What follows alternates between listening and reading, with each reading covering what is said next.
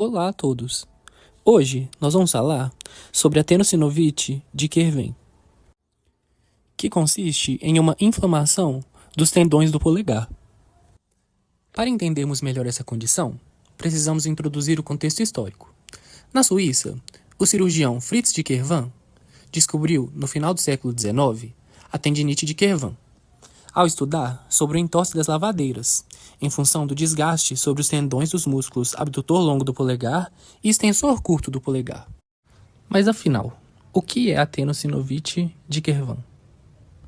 Basicamente, a tenossinovite de Kervan é uma tenossinovite estenosante do tendão do extensor curto do polegar e do abdutor longo do polegar, no interior do primeiro compartimento dorsal do punho. Tá, mas por que isso é relevante epidemiologicamente? Essa doença é mais incidente em pacientes adultos, e entre os 30 a 50 anos vai ocorrer o pico da doença. No que diz respeito à prevalência, é mais prevalente em pacientes do sexo feminino, principalmente no período pós-parto. O diagnóstico segue alguns critérios, sendo eles teste de Finkelstein positivo, a história clínica e exames de imagem. Mas como isso é feito na prática? A Alissa te conta. O teste utilizado no diagnóstico é o teste de Finkelstein, onde o paciente vai dobrar o cotovelo, fazer a oponência do polegar e a flexão das interfalangianas, então fazer o desvio unar do punho. Então faz a comparação com outro membro, faz o teste da mesma forma, e ele só é classificado como positivo se em um dos membros ele relatar uma dor maior do que a dor relatada na do outro membro. O tratamento se dá por 3 tipos de métodos diferentes. Temos o conservador, infiltrações com corticoides e o tratamento cirúrgico. O tratamento conservador pode consistir em repouso, imobilização, uso de anti-inflamatórios e fisioterapia. A aplicação de corticoides é indicada em casos persistentes ou com dor severa. Já o tratamento cirúrgico é normalmente indicado após 6 meses de tratamento conservador sem sucesso. O que acontece nessa cirurgia basicamente? É realizado um bloqueio do plexo braquial, na altura do nível axilar. Depois disso, o paciente é sedado. E então é colocado um manguito pneumático a fim de garantir um campo cirúrgico livre de sangue. Depois é identificado o primeiro compartimento extensor. E logo em seguida, inicia-se a incisão da pele e do subcutâneo ao longo do lado radial, localizando-se o nervo cutâneo radial. Na prática, o que acontece é a abertura dos retináculos extensores. E após, é verificado os tendões e compartimentos anômalos, buscando a presença do túnel acessório. E em caso desse estar presente, é realizada a abertura do mesmo. Na prática, vai haver a liberação dos tendões do extensor curto do polegar e do abdutor longo do polegar. Depois, iniciamos a fase da hemostasia, que consiste no controle do sangramento.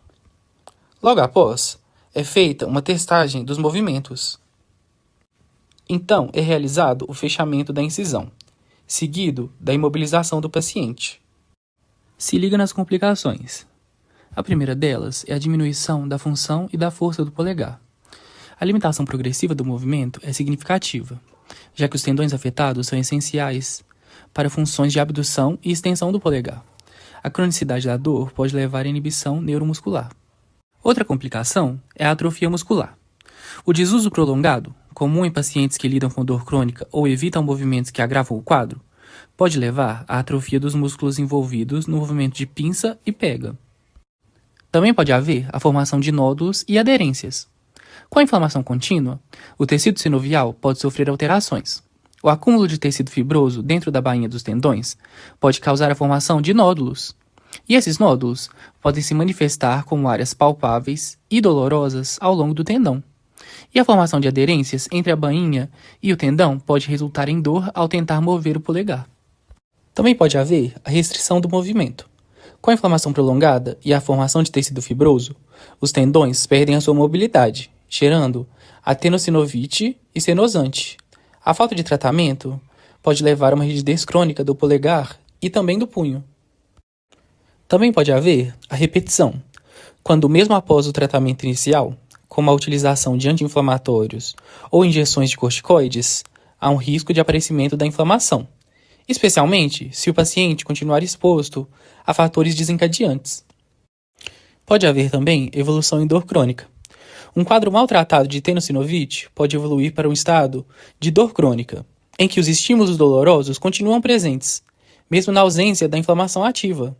Isso pode ser explicado por conta dos mecanismos de sensibilização central. Já dentro das complicações cirúrgicas, podemos citar duas: lesões de nervos cutâneos e cicatrizes hipertróficas. Obrigado pela sua atenção. Os alunos responsáveis por esse trabalho são Alissa Leite, Guilherme Melo, Luma Soares, Paula Ludmila, Sara Helena e Sara Tagore. Essas são as nossas referências bibliográficas. Não se esqueça de curtir o vídeo, de compartilhar e de nos seguir nas redes sociais.